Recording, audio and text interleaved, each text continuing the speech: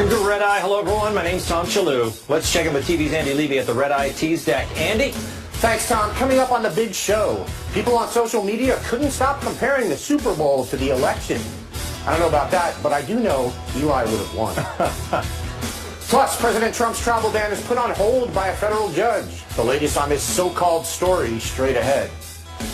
And finally, a peek inside the secret world of kids using emoji to send coded messages, including a flower meaning drugs and a frog meaning you're ugly. Stay tuned as our flower-using frog of a host reveals even more. Tom. Thank you, Andy. Let's welcome our guests. Her middle initial stands for a strikeout, but it should stand for a knockout. Fox News contributor Ebony K. Williams. He has the perfect name for a pitcher. From the podcast Mike and Tim Visit Earth, comedian Mike Cannon. She lost the frizzle, but she's got the same sizzle. Host of Kennedy on the Fox Business Network, Kennedy. And finally, a British cook that serves up something tasty for a change. Sitting right next to me is National Review staff writer Charles Cook. Okay, let's start the show.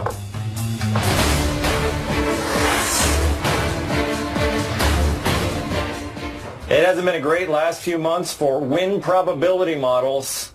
On Sunday night, with the Patriots down by a lot in Super Bowl 51, analysts and their computers were pointing to victory for the Atlanta Falcons. Nate Cohn, a New York Times writer, tweeted, Atlanta now has an 86% chance of winning per ESPN. That's about the same as Clinton's chances heading into the election. The Patriots, whose owner and quarterback are friends with Donald Trump, of course, would come back and stun the world, much like a certain New York billionaire did last November. I'm talking about Trump. For many on Twitter, it all seemed familiar. Nate Silver tweeted, at least the Falcons won the popular vote. I don't know if that's true. No. K Street Hipster wrote, Bernie would have beat the Patriots. I tweeted, Liz McDonald made me do this on TV. Okay, that's an old tweet, but she always makes me do that. Anyway, on Sunday night, the big winner was the Pats. The big loser, win probability models. I believe we have a photo of one of them on Monday morning. Take that, win probability models. I think that's why they call it. Isn't there an old saying, Monday morning probability modeling, right? Yeah, it's sweeping the nation at the moment. Charles, what do you think of our American football? I enjoy American rugby. Well, I mean, in England we don't need to wear out full Kevlar body armor to play the game, but it's a good game. I watched it yesterday. You watched it? I and, always watch it. A great comeback, right? It was a great comeback. What did you think of people comparing it to... Why can't we get politics out of this? It seemed to be all the tweets during the game. You know, it's... Well, I think it's the people we follow, to be fair. I don't think most people were doing that. Oh, really? I mean, if you look at the people you just cited, yes, they're politics people. I have to say, the moment Nate Cohn tweeted that there was a 98% chance that the Falcons were going to win, I knew the Patriots were going to win. Yes. It was so obvious at that point. Yeah. Well, I guess you can compare it. I mean, the Trump forces were out after the game, Kennedy, announcing that this was a big win for Trump. I'm not really sure why, but I think that they saw the parallel with the come from behind, right? Well, I mean, I said on my show tonight that it's combined sorcery. That Donald Trump gave Tom Brady a magic red hat, very similar to the silk hat that Frosty the Snowman received on his birthday, which brought this icy behemoth to life. You know, and in the adult version, he goes around slaughtering children, but in the kind version, he goes around and wins the Super Bowl. The exact same thing happened with Tom Brady and Donald Trump and that magical hat that I think he had crafted in Barbados, if I'm not mistaken. Homo voodoo. Well, look, they all were wonderful outcomes, I think. You know, the Patriots. Well, you're from Massachusetts. Yeah. You're a masshole. Of course that's a wonderful outcome for you. You're also a Trump guy. Yeah. How are you even here today? I don't know. You should be so hungover in a puddle of your own blissful sick that you're not even at work. I know. You know what I celebrated when they won that coin toss on the in the overtime. Yeah, in the overtime. Oh, I thought you meant the George Bush Sr. rollout of the coin. No. I mean, the Falcons got the first one, but that didn't. I mean, that turned out the whole first half was great for the Falcons. But Brady was on a roll, and he won the coin toss. I knew they were going to win right when they got that. Yeah. I mean, I think the writing was on the wall, right? And I never even thought about what Charles said before about how rugby players don't strap themselves full of Kevlar and stuff, and you never hear about them taking a shotgun to their chest and saying, "Study my brain." Yeah. It's probably because they drink themselves to death beforehand. But they hit hard, though, in football. They certainly do, but they may actually, avoid the head since they aren't wearing a helmet, I suppose. But not only were people just constantly tweeting the exact same joke, how it reminded them of the election, but then you had the people on top of that being like, "Hey, can I hear anybody tell a joke about how this win reminded you of the election?" It was like an inception of hackiness. Yes. That everybody was just in this weird circle jerk of terrible jokes. Well, I think it shows you, though, that people don't want to make this about politics. That, it's there all the time, and so you want to kind of you want to get away from it, but we can't. Although I did have a lot of fun cutting back and forth between Matt Ryan and Hillary Clinton's concession speeches. Because they were all so identical. They were. It's very similar. Ebony, Yeah. thanks for being here. Thank you, Tom. This girl from the NFC. It was a rough night. It was a rough night. Yeah, I gotta say. Listen, not much has been said about the. I didn't see any video of people. People in Atlanta must be crushed. Oh goodness.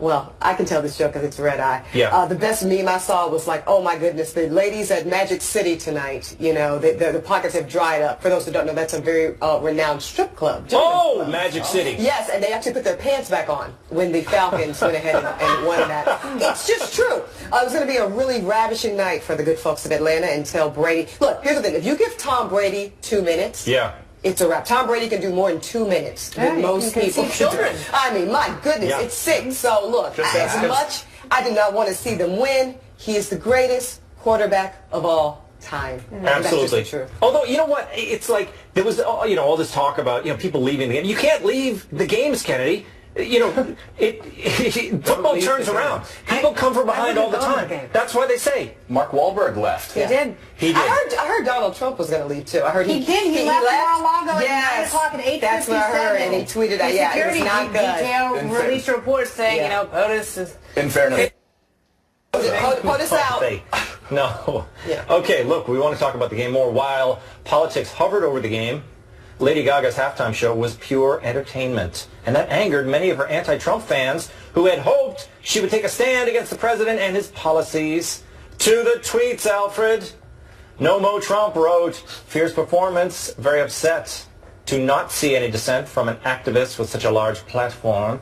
John Allen said, "Given an opportunity, Lady Gaga dropped the ball, tacitly supporting fascism by doing nada." And Daddy tweeted, "Lady Gaga, can you scream F Trump or something, please?" I don't know. I don't know why the liberals thought that she should denounce Trump. If you look at the lyrics of her song, she's clearly a Trump supporter. You see? This is clearly about making America great again. Right? Black power. He's on the edge of glory. Kennedy, again, with Lady Gaga, it was a great performance. She did what she was supposed to do. And everyone's upset. I don't understand. Okay, here's the difference. Lady Gaga is actually really smart. She knows how to make money. She knows how to entertain people. And more than anyone in this relevant pop cultural sphere, she understands escapism. And that's a very, very important commodity for someone like her. When you think of Meryl Streep's acceptance speech at the Cecil B. DeMille Awards, what do you think of? You think of Donald Trump. You don't think of Meryl Streep. Yeah. And you don't think of this incredible body of work. When you think about Lady Gaga's halftime Super Bowl performance, you think about an incredible performer who absolutely slayed it, going through a costume change, a number of songs, on a harness. She did a really great job when we're talking about her performance. If she had said something like that, today we would be talking about Donald Trump and not her. And for that, she's the much smarter person in this equation. I'll say this too. It really depends on how much you paid attention, because those that really did, she was very subtle and nuanced, but there were some political statements. Wait, tell me, what were they? First of all, the beginning, she actually started with America the Beautiful, and then she segued into This Land Is Our Land, which is something that women's suffrage movements actually chanted at their speeches. Also, so she is pro-Trump, just like I suspected. She also said that, Born This Way, which is a very inclusive, pro-LGBT, pro-interracial thing. So there were some moments there. It wasn't, to Kennedy's point, she really respected the moment. She wasn't so overt, so ridiculous. It was subtle and it was nuanced, and I thought it was effective.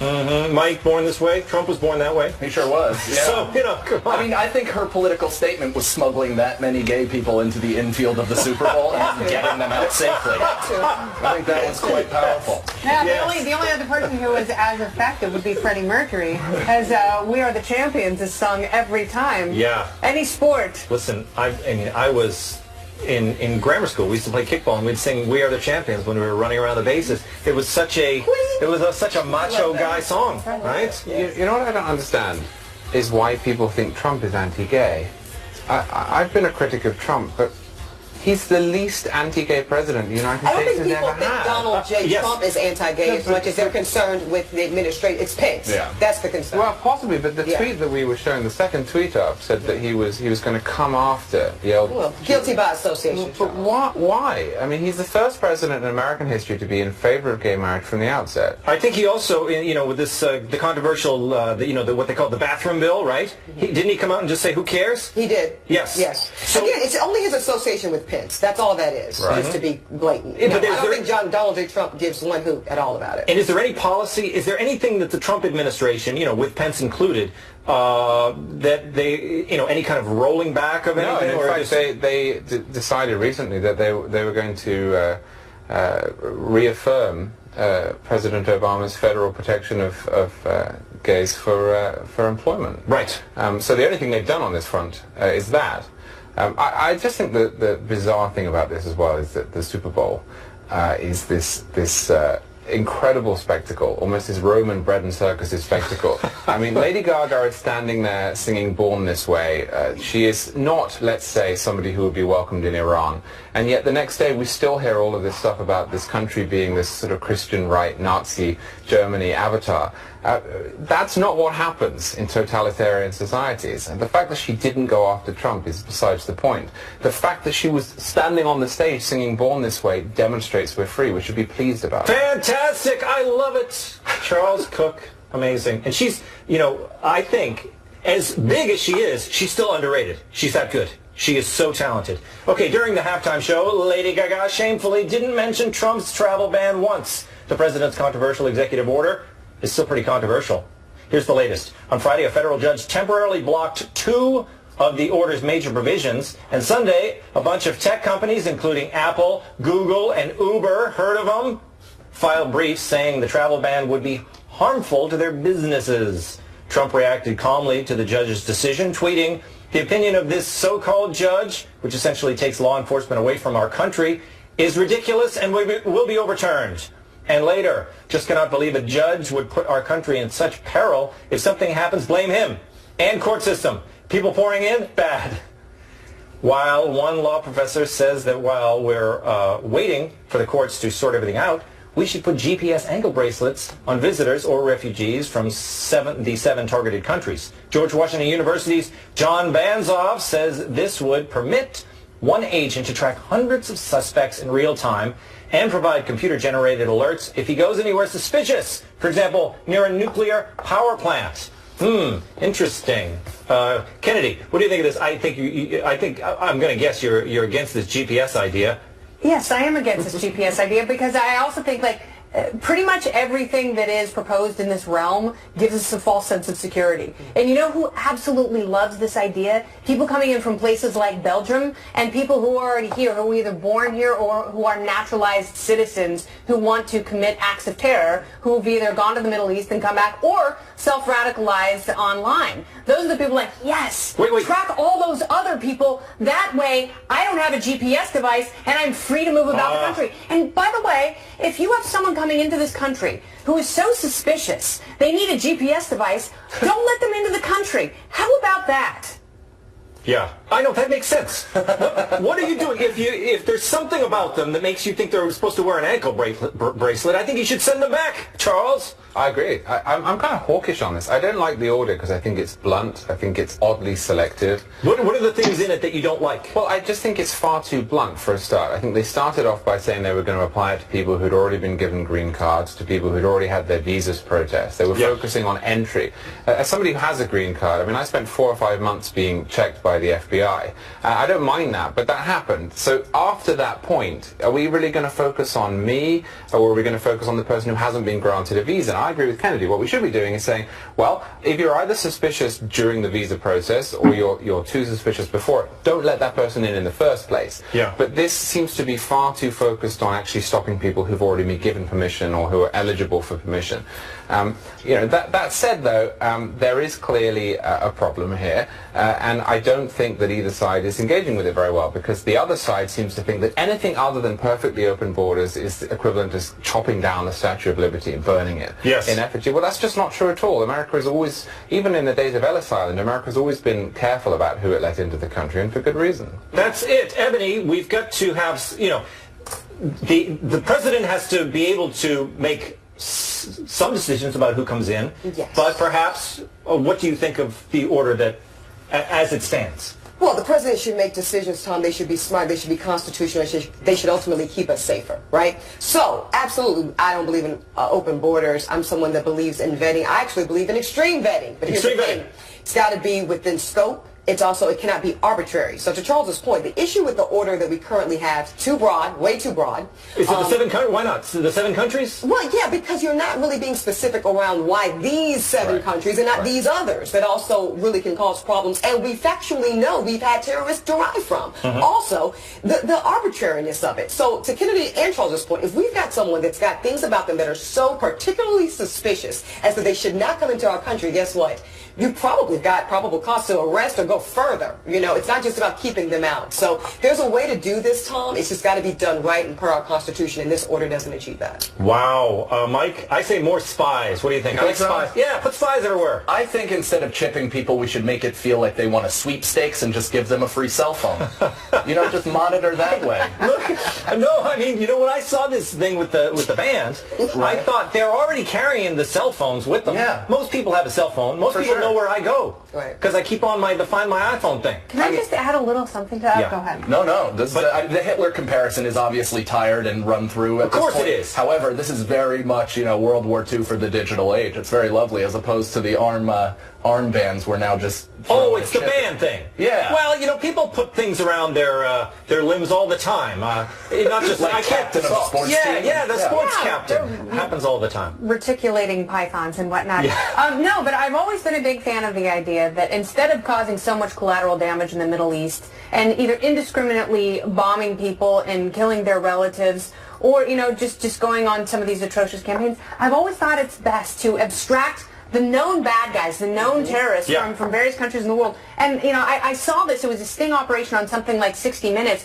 where they told a bunch of felons that they had won Super Bowl tickets. And so they all showed up to this Coliseum and they all got arrested under this false premise. So if we just do that next year before the Super Bowl and tell all the terrorists, here, meet us in the middle of the desert, and you get Super Bowl tickets, and they'll all show up and be like, we'll fly you private jet, Emirates Airlines, like the whole nine, super first class, and then you just drop a nuclear device right on the island. Promise them pre-death 72 virgins in the middle of a desert. Yes. You come here, maybe even you don't 73. Even Mike thought he was kidding, but he came up with a great plan. Okay, today is Red Eye's 10th birthday, 10 years. Woo. And to mark the occasion, Taz, the resident artist, drew a special picture for us. We all thank Tess for that nice tribute. Look at that. Look at all those people in there. Is that Betty White? That was, I think, Greg's mom, and Greg's in there, too. We'll post it online. Everyone can see all the pictures. Tess has been drawing pictures of the show all the way back to the first episode, February 6, 2007. I believe we have a picture of that very first sketch. Aww. Yes, that was... It's really developed as an artist. Really.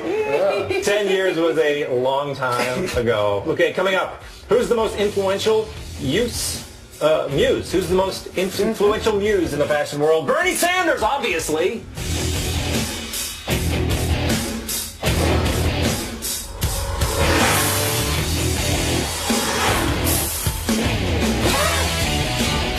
Now to fashion news. Back now to Red Eye.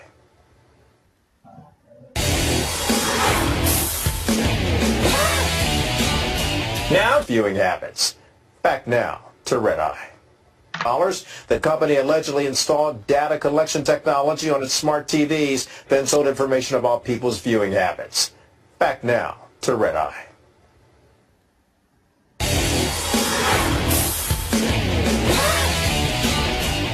On to fashion news. This past election, Bernie Sanders inspired hippies and freeloading potheads. He also inspired fashion.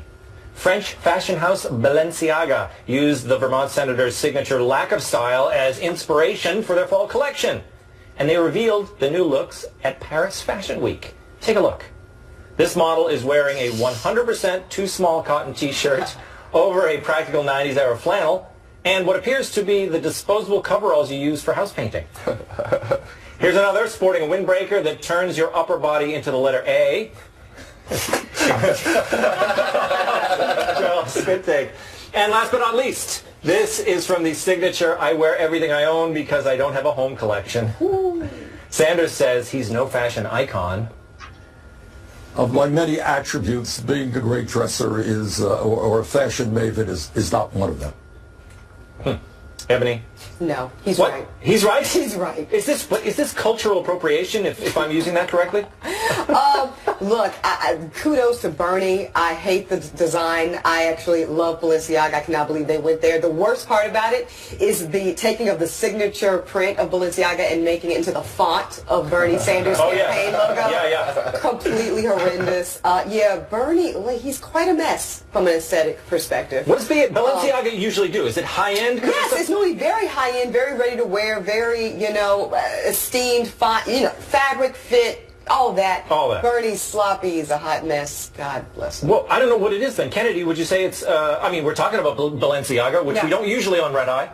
No, so it's probably a crafty move. Whimsical and ironic. I think it's fantastic. And I actually think it's very funny. I would love one of those Balenciaga quilt scarves. I mean, they're these giant wearable blankets. Yeah. And, I appreciate, because that was really big in the 90s, taking corporate logos and turning them into something asinine. And I think that's what Balenciaga has done with the Bernie logo. But isn't that like the it's a little bit of ridiculous. Bernie, though, right? That's like from a funny. political But that's why it's funny, because you turn something like that on its head. And each of these pieces probably anywhere between $2,000 to $5,000. Yeah. Although this is like Balenciaga is behind the whole thing because first of all, Brooklyn has been dressing like old Jewish grandpas for a long time. Like, this is not a new fashion thing. Although it looks a lot like the Yeezy collection. It looks very Yeezy. That's what it is. You know what? You make a good point, Mike. Is that the Bernie? They should have gone with the Bernie look. Not that this look was, I don't know what it was, but it wasn't Bernie. They should go with the tweeds, the shocking white hair sticking up. What do you think, Charles? I think that he does actually have a unique style, and I think if he showed up in anything other than that style, then he would suddenly lose his appeal. I'm being quite serious here. I mean, if he started dressing well, or actually combed his hair, I think the people at the rallies would say, wait a minute, you've sold out, there's something wrong with you. Agree. I like the guy in the middle there of the models. This is probably the first black person to be associated with Bernie Sanders in his entire political career. No, other than Dr. King. Yeah. Well, there's that. That's right. There's but that. He does have a big problem in that area with attracting... He's also the only person I know to wear a suit that's too big for him, but also short on the arms. Yeah. Like he just looks like he's an ill-fitting pallbearer somewhere. His arms kept growing. Okay, coming up.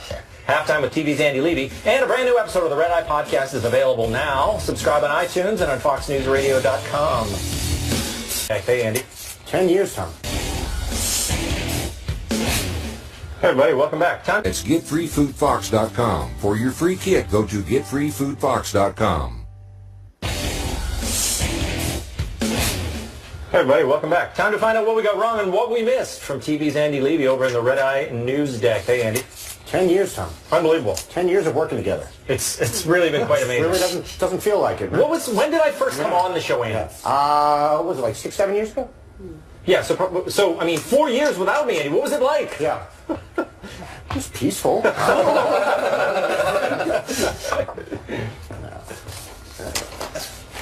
It's been a pleasure, Tom.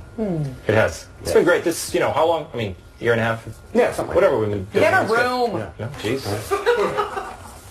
Look, 10 years of flying under the radar without crashing is not easy to do. And we've managed it somehow.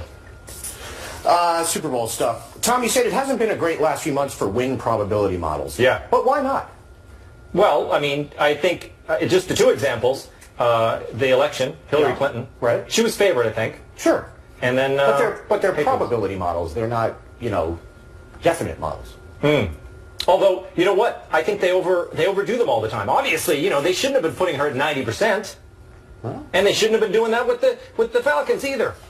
All right. They're not plausibility models. Yeah. Right. They should stick to the octopus. Or possibility models. Yeah. And the housing crisis. That was those win probability people too, wasn't it? Sure, why not? Kennedy, you talked about magic hats, which is always delightful. Yes, thank you. But please join me on this. The game was literally nothing like the election. The Patriots were favored to win, and then the Patriots won. But at one point, the Falcons were the overwhelming favorites. If you join the game, and it's like you can't push it so far back that 6 years ago Tom Brady was laying the foundation for. But it wasn't. So it was just you had the thing that was like the election is you had an overwhelming favorite. They were up by 25 points late in the third quarter. But the Patriots were the overwhelming They should have, by anyone's logic, they should have won. There's no way that the Patriots should have been able to score 31 points. There's no way that Donald Trump should have been able to win Wisconsin, Michigan, and Pennsylvania. That Donald Trump overcame. Hillary Clinton at 11 o'clock at night. At 11 o'clock at night. The model is flawed. At 11 o'clock at night, Hillary Clinton was ahead 190 to 173. Mike, you pointed out how people were constantly tweeting the same joke, read the game and the election. Yes. Could not agree more. It got so tedious last night. Can we put these up? I started replying to some of these tweets. I don't know if you can. I just started saying, is this a reference to the election? Yeah, I only got into a fight with another comic this morning about it, where he basically recanted everybody's exact feelings on the entire matter. Yeah, it was so... Twitter sucks. I'm the only one who's allowed to be clever. Everyone had the same idea. Now it's dumb. Yeah, pretty much. Ebony, you say as much as you don't like the Patriots, Tom Brady is the greatest quarterback of all time. No, it pains me. Why'd you have to repeat that, Andy? Yes, I said true. It is true. It is true. Nobody hates the Patriots or Tom Brady more than I do. But yes, it is true. And with such trepidation I say it, but it is true. Yeah. Kennedy, you said Gaga is really smart and she understands escapism and, stayed away from politics. Yeah, I don't know. I was shocked that the Super Bowl halftime show sponsored by Pepsi was apolitical. Yeah, but what do you think they did? Really I mean, if anyone were going to break a verbal contract, it would have been her. Yeah. So I think they had to have had some clause in there where she would have to give back $6 million. I think they had snipers on the roof. And they had drones. Even though if they have snipers on the roof and that's how she goes out, it makes her even more of a legend. That's what's worse. You don't even get paid to perform at the halftime show. It's for exposure. Yeah, it's amazing. It absolutely is. Yeah, isn't that insane? So why wouldn't you just... That just makes me sad because Beyonce and Chris Martin and Paul McCartney, they all need the money. Charles, you said Trump has been pro-gay marriage from the beginning. I don't believe that's true. According to the Human Rights Campaign, Trump has consistently been an opponent of marriage equality. Has he? Yeah. Okay, well, I stand corrected. Okay. Can we all agree the best part of the Super Bowl was the Fate of the Furious trailer? The 8th installment. I just don't want them to ruin the book. You must read the book. I know. J.K. Rowling hasn't even finished it yet. No, it's beautiful. It's not J.K. Rowling, you ignoramus. It's a lost England War classic. I believe it was Harry James. God. I just don't want to even come on with you. It's based on elementary mistakes. Guys, it's based on Turn of the Screw. I don't know how you don't know this is beyond me. The travel ban stuff. Kennedy, you said you're against the idea of putting GPS trackers on people coming here from the 7 countries because the people who love that idea are the people from Belgium who want to come here to commit acts of terror, or the people who are already here who have become self-radicalized. Oh, God, I'm so glad you repeated that. Yes, and yes. So Thank you, Andy. what you're saying is we should all have to wear very GPS tracking devices. No. Well, we should. That's what I took from that. I assume that's what you meant, no, right? it's ridiculous. It's too expensive. Who is going to craft, maintain, and apply all of those GPS tracking devices to 365 million people? Apple. Even Tim Cook with the shaky arthritic hands isn't able to do it. Charles, I am mostly with you on this stuff and the stuff you said. I am curious though. Do you agree with the ban on the Syrian refugees? I think that it is fine to temporarily impose restrictions on refugees, but no, I'm not sure it's worthwhile. Okay. Ebony, do you think the courts are going to ultimately strike down the executive order? Parts, yeah, absolutely. No way that whole thing gets through. I think it's going to be, by the time it comes out, there might still be some type of, quote, restriction, travel restriction, or vetting. But look, it's going to be way more narrow. It's going to be way more specific, and certainly not so arbitrary. Okay, I disagree. I think it's going to mostly get through. See you in court, Andy. Fashion inspired by Bernie Sanders. Tom, you asked if this is cultural appropriation. Yeah. No, this is proof that capitalism is the most genius system ever devised by mankind. That's great. They took a guy with absolutely no fashion sense, and they're selling. Oh, he looks nice, Andy. Come on. No, not Come on. tonight. He Come looks on. nice tonight. Come on. I thought the panel agreed that he did have style, Andy. I was just surprised they didn't use more of his style in the clothes. Yeah. Okay. Well, along those lines, Charles, I do agree that Bernie has a signature look, and if he changed it, he would be accused of selling out. Would you say it's intentional, or is it just the way he dresses? Oh, no, I think it's the way that he dresses. I just also think that it's worked very well for him. No, absolutely. I was just wondering if you thought it was partially... The great thing about him is he didn't think to dress like that in the first place, and he would never think to change it because he didn't think to dress like that in the first place. So he's sort of set for life. Do you think he smells like he looks? I can possibly comment. No. But you're saying he would have won. I think you could. I think you know. Look, And it's weird. It's weird that you know. That weekend at Bernie's was I'm done. private. Thank you, Eddie. Coming up, what secret message are kids sending with this emoji? I believe it's be sure to watch Red Eye. More codes on the way, but first, Kennedy. Hey there, Red Eye Couch Jockeys. I'm having so much fun with you. On the next Kennedalia, I'll tangle with Charlemagne the God about the president and shake things up with Kimberly Guilfoyle and Buck Sexton. Hot.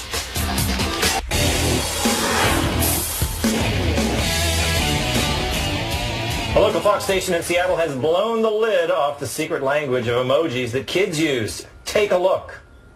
To young people, emojis can mean different things, and cyber experts say kids are starting to use some as a secret code that we as parents can't necessarily figure out. Often it's a combination of emojis, like a face with a zipper along with, should be parents next to that zipper. That would mean don't tell your parents about something. Now, another one is a fox. You think that's a simple enough thing, a fox, right? But that can be a message to someone that you want to sneak out of the house. A skull, arrow, and a flame, that can be saying to someone, I hope you die in a fire. The internet thought the segment was hilarious, but I found it very helpful. Here's more. Just to give you a couple more examples, of bringing Casey in to give her a little quiz here, because some of these are so simple. Yeah. Flower. A flower. You think that's just a flower, It means right? you want to bring your mother flowers. Wouldn't that be nice? Yeah. It can also mean drugs. Oh, man. Wow. It's amazing. Here's one more. Let's show another one here. I think we have a frog, Hey. a cute little frog. Maybe it means hop on over. Huh? No, it can mean, I think you're ugly. Wow. I think he made that one up. I think he's trying to tell her something. Kennedy, I like to type, I hope you die in a fire. I like the way it looks in print, don't you? That's what I love about you. You're such a traditionalist. And so I was looking at that before he explained what it was. Yeah. And then when he said, like, it was so deeply coded, I realized that these young people and their hieroglyphics, they really have a language of their own, because that was not explicit at all. Yeah. It's, but, I mean, a skull, an arrow, and a ball of flame. Like, I hope you die in a fire. well, you know what? It is So clever. They're laughing at them on the internet. We're kind of laughing at them here, let's face it. But Charles, some parents, they don't know. They to them, these signals, they are like hieroglyphics. True. So you know what I love about that was the guy in setting up his comment said, I mean, a fox, that's pretty straightforward. What did he actually mean there? Like, what did he go? You go, oh, the fox, yeah. I know in what circumstances you would send that to another person. What was it? In Seattle, from that guy, fox means something completely... I think we need Talking to about a know. sexy dog. I just think we need to know what that. You know, I thought it was that crazy is. like a fox, you know? Yeah. Or a fox. Look, warning, warning, there's a fox That's in what Well, I the got some neighborhood. news No, for you you. see, that's the kind of stuff I In think is Seattle, not. they've got some kinky broadcasters. Gene Anderson and Kathy Gertzen. Yeah. I mean, What I like does the the zipper. fox say? But yes, the zipper. That was That very- doesn't necessarily mean parents, Mike. No. Zipper just means zip it, right? Like, it's just hilarious. I mean, they're going to continue to come up with symbols so parents don't understand, but this is how I order drugs, like from delivery service, because I heard somewhere or read half an article that said that the government can't transcribe emojis yet, so I'm just freely sending mushroom emojis, like snowflakes for cocaine. It's great. Well, that is not the emoji for drugs, by the way, that flower. There is a very clear maple leaf that looks very similar to a marijuana leaf. Why would you even why would you use that? That's what I would think, too. Away. I mean, here's to it. Yeah, let's all get on the same page. Ebony, do you use emojis on your phone? I do, and I feel guilty about it. Every time I use one, I say, no, you're a serious professional woman. Stop that. Delete. And just delete What's the symbol for serious professional woman? This. They have them. The woman in pink that does like this. They've got emojis for everything, but I generally use the smiley face. Like if someone says something, and I send them a smiley face, which I mean like, hey, okay. So just to clarify, when you want to convey a smiley face sort of feeling, you send someone a smiley face emoji. Is that what you're getting? Yes. Yeah. Brilliant. It's pretty simple. I like to stick to the faces. I don't like all this. I like the hand gestures. I like the thumbs up and the pound. I do all of those. Thumbs up, big one. They have multiracial thumbs up now. Yes. They have whole everything. But they also have yellow ones. My Santa is as black as night. Yes, really? I am an optimist. Yeah. That's right. Coming up. Why do all villains have British accents? I'm looking at you, Charles. Outrageous.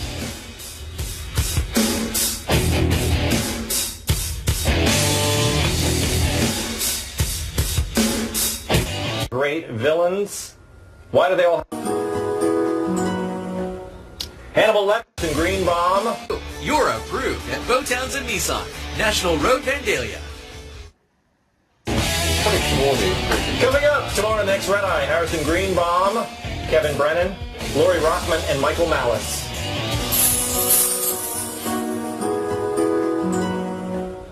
Hannibal Lecter, Hans Gruber, Piers Morgan. What do all great villains, why do they all have British accents? Researchers say there's a reason. People who speak the Queen's English are seen as more educated, but less trustworthy, sincere, and friendly. Here are some of our favorite with a U, British villains. Apparently, Lewis had murdered a transient and done things for the skin. Harry Potter, the boy who lived, come to die. One ring to bring the ball. Oh, come on. You don't think he was a villain? Kendall's not a villain. He was the one who brought the ring to Hobbiton in the first place. He started all the trouble, I think. I insisted they put him in there. Why? You are just sipping haterade out of a martini glass there. Well, what do you... a friend? Why do you think... I mean, you love language, you love accents. Yeah. Why do you think that they would be less trustworthy? I was surprised by because this. Sociopaths are always brilliant. And the most brilliant sounding people on earth are British people. But we broke away from them because we wanted to party with our various religions and have a great time. And Britain's like, oh no, we're so Protestant and cold. We're going to stay here. And we're like, you guys are frigid, man. We're going to go over there and have a big party with some cannibals. Absolutely. Charles, did that make sense to you? All of that happened, as described. Yes. That's history. That's it. If I tell you in my accent that this is correct, does that mean you have to mistrust me and therefore it's not true? Well, it may. You know, that's one of those paradoxes because I think that they're right. That I think British do make better villains, but I wouldn't say less trustworthy. I mean, I trust that they are going to be evil. I just think the accent sounds more sinister. Yes. It's slightly slower. It's much flatter. Yes. And Americans do have this odd conception that English people are very smart, and as Kennedy says, that makes it seem as if the evil person has a well thought out plan, right? Rather than just speaking in ad hoc, ad lib sentences like, say, me during this answer. Well, see, and that's the thing. I actually would conclude the opposite, right? I think that British people sound much smarter and thus are perceived as more credible. So when I hear you, you could tell me 2 + 2 is 7, and I all of a sudden kind of consider it. You know, I really do. Versus if you're from the South, like myself, our accent, we're always presumed to be so dumb and not smart. But trustworthy, though. Nice. Deliverance? Is that what they did say, Kennedy? Okay. We're designing women. Which one? Don't Okay, fair enough. Mike, they are perceived. I mean, look at what about Boston? That's kind of evil, right? Yeah, I think so. Well, you know, in all those Boston movies, you always have like the guys from, you know. But they're like kind of heroic in a way. I don't know. I think it's more of a PC move to make English people the bad guys, like the default bad guys, because you can't. I mean, you know, they're going to be a white male is going to play the part anyway. There you go. You can't have Billy Zane in an ISIS accent. Idris Elba. That's true. That's a great point. It's like in every home invasion commercial, the perpetrator is always white. Very true. Always. Very true. Very special thanks, Ebony K. Williams, Michael Cannon, Kennedy, and Charles Cook. That does it for me, Tom Shillue. If I had a bow tie, I would be going like this with it. Bye.